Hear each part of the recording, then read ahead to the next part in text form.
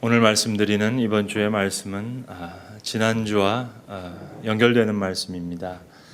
다음 주가 우리 종교개혁 기념주일인데 또 다음 주로도 연결되는 그런 말씀이라 하겠습니다. 그래서 세 편의 설교가 사실 한 편의 설교입니다. 그래서 세 편의 설교를 한 설교로 그렇게 들어주시면 설교에 대한 이해가 더 깊어지시리라 생각합니다. 아이고 목사님 한 편만 듣기도 힘든데 세 편 그렇게 하실지 모르겠습니다만 제 마음속에는 같은 주제로 또 제목도 반복되는 그런 주제가 있습니다. 오늘 본문 7절에 나오는 자기를 비워라는 그 성경 원어 헬라어 원어가 케노시스란 말입니다. 그래서 지난주에 하나님의 케노시스라는 말씀을 드렸고 오늘 본문을 통해서는 신앙인의 케노시스, 다음 주일에는 교회의 케노시스, 그렇게 케노시스라는 주제를 가지고 말씀을 드리려고 합니다. 지난 줄거리를 잠깐 말씀드리면 하나님의 케노시스를 이야기를 할 때 핵심은 이것이었습니다. 말구유, 십자가, 예수 그리스도의 성육신을 케노시스라고 생각하지만 사실은 하나님의 창조에서부터 거기 아버지의 케노시스가 있었다.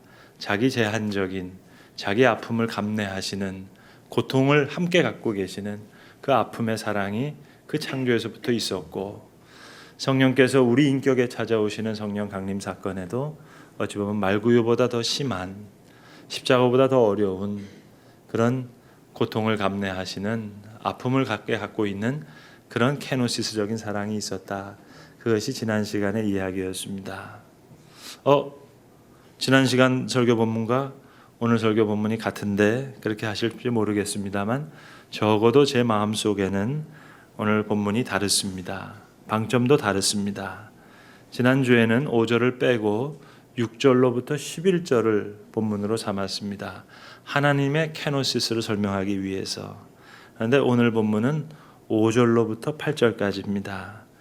여러분 보실 때는 그게 그거지 하실지 모르겠지만 제 마음에는 큰 차이가 있습니다. 지난주에는 하나님의 케노시스였기 때문에 5절을 뺀 것이고 오늘 우리의 신앙의 케노시스를 생각해야 되겠기에 5절로부터 해서 8절로까지 말씀을 끊었습니다. 아무튼 너희 안에 이 마음을 품으라. 곧 그리스도 예수의 마음을 품으라는 우리의 영성을 재촉해 주시는 귀한 하나님의 말씀이 있습니다.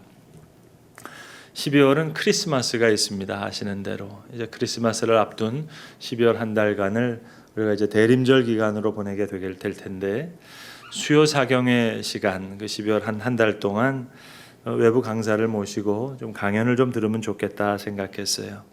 가장 낮은 곳으로 오신 그 예수님, 그분을 기다리는 우리의 영성은 어때야 될까? 그 고민을 놓고 누구를 모시면 좋을까 나름대로 생각을 많이 했습니다. 제가 성도들한테 드릴 수 없는 그런 부분을 채워주실 수 있는 분이면 좋겠다 그 생각을 했어요. 저는 지난주 같은 하나님의 케노시스, 이거는 목소리를 높여서 설교할 수 있는 사람이지만 오늘 같은 주제는 제가 목소리가 작아집니다. 일부 설교할 때도 갖다나 자신이 없는데 마이크 소리가 커가지고 쥐 죽은 듯이 그렇게 설교했습니다. 주로 학교에서 머리로 믿다가 이제 가슴이 뜨거워져서 학교에 있을 수가 없어서 목회했습니다. 머리로 믿다가 가슴으로 믿으니까 예수가 진짜로 믿어져요. 그런데 가슴에서 믿는 게 아니라 손과 발로 믿으면 더 예수가 진짜처럼 믿어질 텐데 그런 제 마음에 갈급함이 있습니다. 또 부족함이 있습니다. 그래서 이런 부분, 제가 채울 수 없는 부분을 좀 채워줄 수 있는 분이 누가 있을까?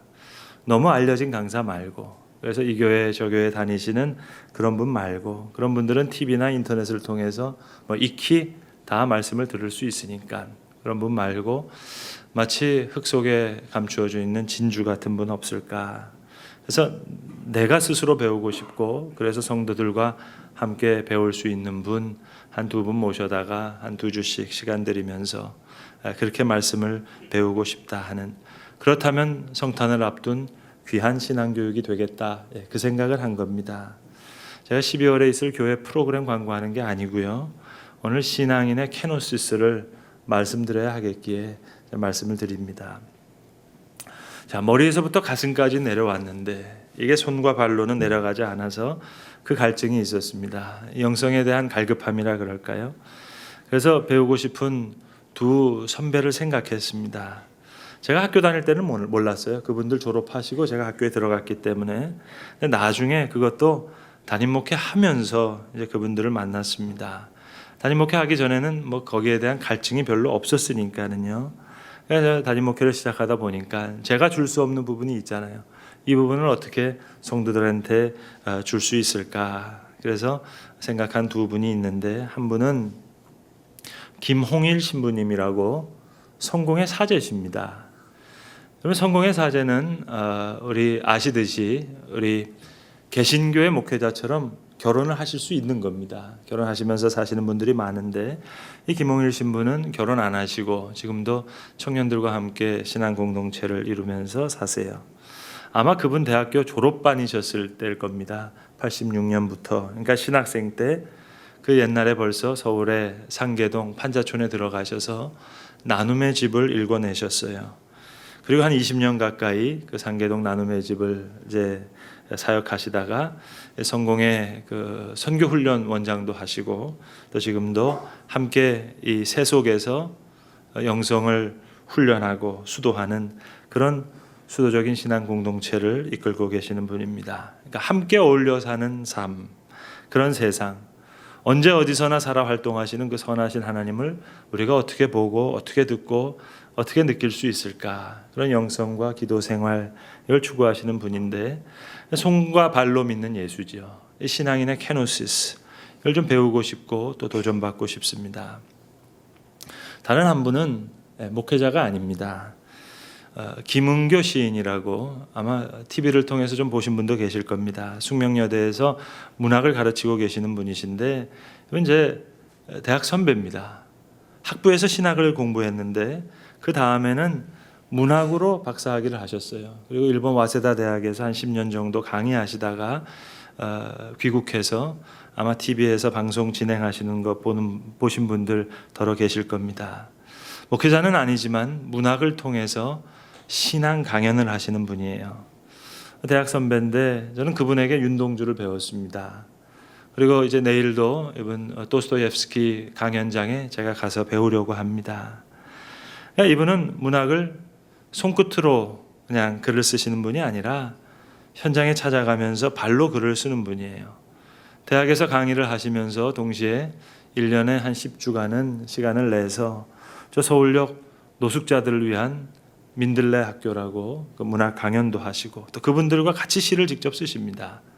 뭐 성매매 종사자들 대상으로 해서 인문학 강연도 하고. 그 윤동주 연구를 하신 분이라서 그런지, 여러분 그 윤동주 서시에 보면은 유명한 식구가 있잖아요.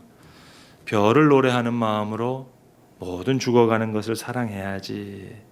그리고 나에게 주어진 길을 걸어야겠다.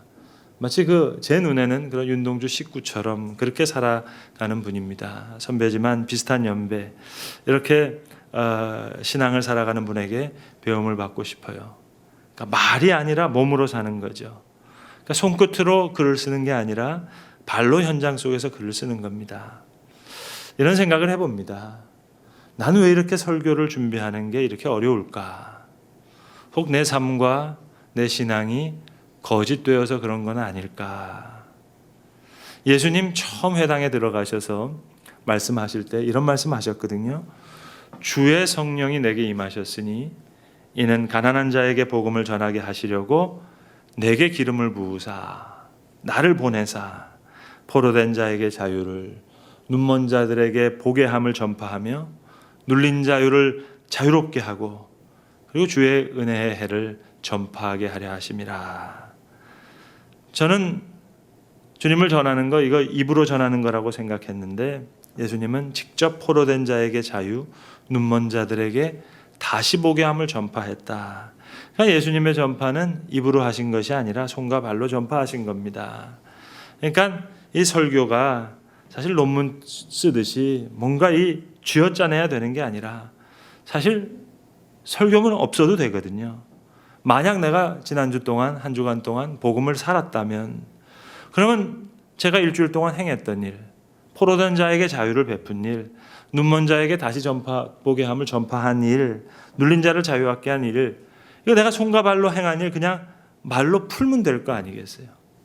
내가 행했던 것, 그렇게 살았던 것 그냥 말로 하면 되니까 설교가 얼마나 쉬워지겠습니까? 근데 일주일 동안 내 삶이 그런 신앙이 없어서 설교가 이토록 준비하는 것이 어려운가 아닌가, 내 신앙의 케노시스를 다시 한번 묻게 됩니다. 한 율법사가 예수님께 나와서 물었습니다. 시험하기 위해서, 선생님, 이 많은 율법 중에 어느 계명이 제일 큽니까?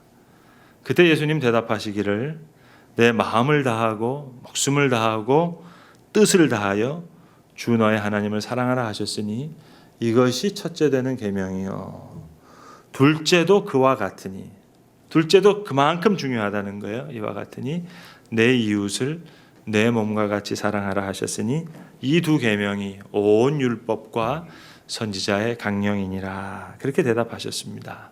그러니까 하나님 사랑, 이웃 사랑, 다시 말로 바꾸면 하늘 섬김, 사람 아낌, 이것이 신앙의 길이었습니다. 옛날 수도사들이 그린 그림 가운데 삼위일체 하나님을 그린 그림이 있어요. 하나님은 어떻게 그릴까 이렇게 고민을 했는데, 주로 그 서방교회의 수도사들은 그림을 그릴 때 성부 하나님을 노인으로 그리고 성자 하나님을 젊은이로 그렇게 그렸습니다. 근데 동방교회에서의 수도사의 그림은 그렇지가 않습니다. 성부, 성자, 성령을 비슷한 모습으로 함께 사랑의 사귐을 가지는 분으로 그렇게 그리셨어요. 그러니까 이 수도사들이 하나님의 사랑과 평화를 어떻게 증언할 수 있을까, 그러면서 그림으로 표현하려고 애썼던 거죠. 그러니까 하나님을 만약에 그린다면 어떻게 그릴 수 있을까, 그걸 이제 고민한 겁니다. 또 교회에서는 하나님을 그려서는 안 된다 그러고요. 그러니까 이걸 어떻게 그릴까 고민하다가 아브라함을 찾아온 세 천사의 모습으로 삼위일체 하나님을 그려내는 거예요. 사라에게 아이를 갖게 한다 하는 귀한 말씀을 증언하는 그 세 천사. 우리가 기독교는 삼위일체 하나님을 믿는 겁니다. 그러니까 하나님과의 관계를 체험하는 것이 대단히 중요한데, 이제 성자 하나님은 포도들을 들고 계세요. 희생의 상징인. 그리고 성부 하나님께 이렇게 기대해 있는 모습입니다. 그리고 성부 하나님은 성자 하나님의 희생을 축복하고 있고, 세 분이 동등한 지팡이를 가지고 있고 발이 서로 이렇게 얽혀서 마치 원을 그리는 것 같은 사귐을 갖는, 그림의 성자는 성부를 바라보고 있고 성부 하나님과 성령은 또 그림을 보는 우리 쪽을 바라보고 계신다고요. 그러니까 원래는 사실은 네 사람이 앉을 자리입니다. 테이블이 사각이니까. 자, 그러니까 세 분 하나님이 앉아 계시니까 나머지 한 자리는 우리 믿음의 신앙인들이 앉을 자리죠. 그 자리에 들어가서 하늘 섬김과 사람 아낌, 하나님을 사랑하고 이웃을 사랑하는 자리로 들어간다는 그런 의미의 그림입니다. 그러니까 신앙생활을 그림으로 표현하자면, 신앙인의 케노시스를 그림으로 설명하자면 아마 그런 그림이 될 겁니다. 그러면 신앙을 말과 글로 표현하면 어떻게 될까? 신앙의 케노시스를 말과 글로 표현하면 어떻게 될까? 아마도 글쎄요, 별을 바라보면서 길을 걷는 것 같은, 저 캄캄한 하늘에 있는 반짝거리는 별을 바라보면서 길을 걷는 것, 그런 것 아닐까 하는 생각을 해봅니다. 아까 말씀드렸던 김은교 교수가 이번 여름에 책 한 권을 냈는데, 그 책의 제목이 곁으로라는 제목의 책입니다. 이런 이야기예요. 별을 길잡이 삼아서 바닷길이든 육지길이든 마음껏 다녔던 낭만의 시대가 있었다는 거죠. 근데 요즘은 다들 뛰는 겁니다. 모두가 일단은 뜁니다. 어디로 갈지 모르면서 일단은 뛰는데, 별빛이 인도하는 그런 길이 아니라 가로등이 비추는 조깅길에서 이렇게 뛰고 있습니다. 건강을 위한다는 이유로. 하지만 솔직히 말하면 어떤 상품으로서의 나의 가치를 높이기 위해서 그런 거 아닌가. 이 길 저 길을 헤매면서 다양한 가치를 얻기 위해서 묵상하는 것이 아니라 어떤 사회의 도구로 살아가야 할 몸을 위해서 악착같이 뛰는 거죠. 뛰어야 사니까. 그런데 우리 신앙은 길을 걷는 것 같은 거 아닐까? 예수님께서 나는 길이요 하셨으니까 그 길을 찾으려면 우리가 걸어야 되는 거 아닌가 하는 그런 이야기입니다. 여러분, 도시를 읽으려면 비행기 타고 도시 위를 지나칠 것이 아니라 길을 걸어야죠. 비행기 타고 가는 사람은 그저 자연 풍경 사이로 길이 어떻게 뚫려져 있는지 그건 볼 수 있습니다. 그러나 길은 걸어가는 사람만이 아는 거죠. 속도를 줄이고 그렇게 걷는 여행만이 발견을 체험할 수 있습니다. 때로는 느린 시간을 즐기고 걸어야 세상을 읽을 수 있고, 그러니까 길을 걸어야 사람을 만날 수 있고, 슬리퍼라도 신고 이 골목 저 골목 기웃거려 봐야 사는 모습도 보이고 냄새도 맡을 수 있고 구수한 사투리도 들을 수 있고 벽에 그려진 낙서도 볼 수 있고. 그러니까 이 겨트로라는 책이 사실은 르뽀예요. 시인인데 르뽀를 썼어요. 문학 이야기로 가득 차 있는 문학 에세이지만 사실 저자가 말하고 싶은 얘기는 신앙에 대한 이야기를 말하고 싶은 거예요. 발로 걷지 못하면 정신으로라도 현실을 걸어야 하고, 바보가 방황하듯이 사는 것이 아니라 지혜로운 자가 여행하듯이 우리가 곁으로 가야 할 곳이 있는 것 아닌가 겁니다. 내용을 들여다보면 어디까지나 문학 에세이예요. 교과서에 실린 시, 소설, 희곡, 그것만이 문학이 아니라 그게 빚어진 어떤 공간이 있다면 그런 자궁과 같은 곳을 찾아가서 문학에 대해서 쓴 글인데, 저자는 사실은 마음속에서 신앙에 대한 이야기를 하고 싶은 겁니다. 믿음의 여정도 이런 곁으로의 구심력을 가지고 그 길을 찾아 나가는 거 아니겠느냐 하는 그런 내용입니다. 이 책 제목이 곁으로인데 그냥 뚝딱 쓴 책이 아닙니다. 이 선배가 대학 다닐 때 지은 노래가 많이 있거든요. 옛날 그 본인이 시를 쓰니까 거기에 작사를 하고 작곡한 노래가 많은데, 그중 노래 제목이 한 30년 전 노래죠. 곁으로라고 하는 노래가 있어요. 이분이 그 시인이면서 낭만이 있어서 그 대학교 다닐 때 2학년, 3학년, 4학년 때 주로 서울에 있는 다른 대학교 국제 사회 보고요. 기타를 잘 쳐요. 기타 치면서 하모니카 부르면서 노래해서 그거 가지고 등록금 마련했던 그런 선배입니다. 데모하다가 감방도 가고 그랬는데 낭만이 있어서 그런 활동을 했었어요. 그러니까 그 30년 전에 부르는 노래가 있는데 곁으로라고 하는 노래인데, 그러니까 그 노래를 30년 전에 불렀으니까 이 책이 올해 나왔다고 해서 뚝딱 쓴 책이 아니라 오랜 기간 자신의 삶이 녹여 있는 그런 철학이 있는 책이죠. 근데 그 노래가 어떻게 불려야 될지 모르겠어요. 운동권 노래라고 해야 될지. 그런데 시인이 노랫말을 쓰고 본인이 쓰고 작곡까지 했으니까 곡이 너무 아름다워요. 제가 1부 때요, 이걸 노래를 불렀어요. 그랬더니 제 아내가 제 방에 잘 들어오더라고요. 설교 끝나고 별 얘기 안 하는데, 은하니 아빠 노래 제발 좀 안 부르면 안 되겠냐고. 제 아내가 서울예고 출신이거든요. 그래서 제가 그렇게 교인들한테 얘기했어요. 노래 못 부를 테니까 노래 신경 쓰지 말고 가사를 잘 들어달라고 했는데, 자기는 이게 거슬리면은 아무것도 안 들리니까 제발 부르지 말라 그러면서 악보를 보여달라 그러더라고요. 악보를 보여주니까 아니 이 악보가 어려운데 반음이 이렇게 많은데 당신처럼 이렇게 음정이 틀리는 사람이 그렇게 부르면 어떻게 되겠냐. 그러니까 제발 그 가사를 2부 때는 그렇게 읽어달라고 그렇게 하더라고요. 그래서 우리 아내는 그렇게 얘기하고 교육자들한테 물어봤더니 그러더라고요. 부르지 마세요 하는 얘기는 못하고 반주자에게 도움을 받으시든지 아니면 솔리스트들에게 가서 부탁을 하듯이 그러시더라고요. 아무튼 이런 가사입니다. 1986년 1월 13일, 86년 1월에 겨울에 김은교 작사 작곡. 겨울 산길에 눈꽃 쌓였네. 살진 바람 부니 눈밑이 시려워지네. 사람들 사는 그 어디나 눈물 많고 그리운 순간들 어두운 산길처럼 외롭고 평생에 가는 길 찬바람 막는 길 안개 낀 외길 벼랑길 지나 우린 가네 곁으로 우린 가네 곁으로. 여러분, 제가 우리 아내랑 약속 어기고요. 2부 때 불렀거든요. 3, 4번인데 한번 불러보려고요. 용기 있게.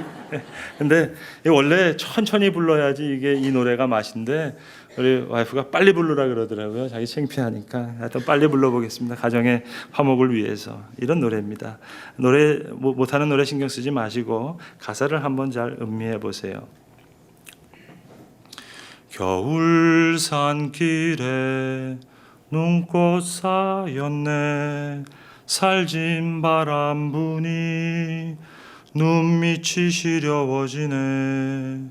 사람들 사는 그 어디나 눈물 많고 그리운 순간들 어두운 산길처럼 외롭고 평생에 걷는 길 찬바람 막는 길 안개 긴 외길 벼랑길 지나 우린 가네 곁으로 우린 가네 곁으로 안개 긴 외길 벼랑길 지나 우린 가네 곁으로 우린 가네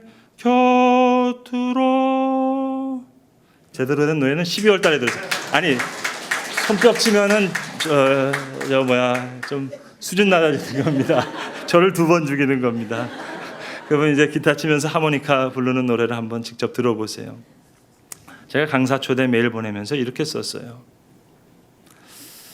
머리와 입으로만 예수 믿는 후배 목사 좀 도와달라고. 혹이라도 우리 교회 성도들 목사 닮아서 머리와 입으로만 믿으면 큰일일 테니까 손과 발로 예수 믿는 선배가 우리 교회에 와서 좀 도와달라고. 십자가 지신 예수님 따라 선배는 늘 고통의 진앙지 곁으로 가려고 애쓰는데 전 곁으로가 아니라 겉으로도 못 가고 있으니까 이 신앙이 케노시스가 돼야 되겠는데 그걸 못하고 있으니까 좀 강연하시면서 기타 치면서 하모니카 불면서 저희 좀 도와달라. 그렇게 메일 보냈습니다. 오늘 성경은 이렇게 말씀합니다. 너희 안에 이 마음을 품으라. 곧 그리스도 예수의 마음이니 그는 근본 하나님과 본체시나 그와 동등됨을 취할 것으로 여기지 아니하시고 오히려 자기를 비어 조의 형체를 가져 사람과 같이 되셨고 사람의 모양으로 나타나서 자기를 낮추시고 죽기까지 복종하셨으니 곧 십자가에 죽으심이라. 예수의 마음을 품고 가장 낮은 가지로 오신 예수님 따라 그 곁으로 그 아픔의 진앙지 곁으로 걸어가라는 귀한 권면의 말씀입니다.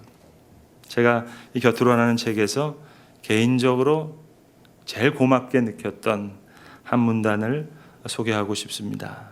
그 책 49페이지, 50페이지에 이어서 나오는 좀 긴 글인데 제가 한번 낭독해 보겠습니다. 그래도 곁으로 가야 할까? 솔직히 내가 겨우 깨달은 것은 나는 진정 곁으로 갈 수 없다는 것이다. 나는 나의 한계를 안다. 고통의 진앙지, 그 고통에 공감하여 예수께서 불쌍히 여기시고 민망히 여기셨던, 그래서 함께 창자가 끊어지는 고통을 체험하셨던 그 스플랑크니 조마이의 단계로 살아가는 것이 쉽지 않다. 내게 위로가 있다면 발터 베냐민이 좋아하던 그 희망이 주는 저 메시지, 곁으로 가는 저 방향성이야말로 나 자신을 희망이 되게 하는 유일한 방법일 것이다. 곁으로 가겠다는 생각, 그 방향성만이라도 우리는 희망이 될 수 있다. 자신이 동의하든 말든 저 방향을 찾아 스스로 희망이 되는 선택을 한 많은 존재들, 그들은 말한다. 고통의 진앙지에 가지 못하면 증언이라도 하라고, 아니 상상이라도 하라고, 그래야 참사를 막을 수 있다고 권한다. 그래서 루시는 걷는 이가 많아지면 거기가 곧 길이 된다고 썼다. 비록 고통의 중심에는 갈 수 없는 곁이나 겉이라 할지라도 곁으로 가겠다는 상상만이라도 방향성만이라도 가지면 의미 있는 여행을 할 수 있을 것이다. 방향만이라도 저쪽을 향해 걷는 순간, 저 날개 달린 천사의 흉내만이라도 내는 순간에 나는 깊은 수면에서 깨어난다. 곁으로든 겉으로든 거기로 간다.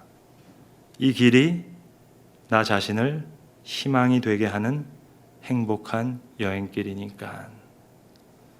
저자는 일반인 대상으로 지금 문학 에세이를 쓰기 때문에 성경 구조를 쓸 수가 없었어요. 성경 구조를 적지 않았지만 저는 어렵지 않게 상상할 수 있습니다. 아니 쉽게 상상할 수 있어요. 이 글 쓴 분은 오늘 우리가 읽은 이 빌립보서의 말씀을 말씀하고 싶은 거예요.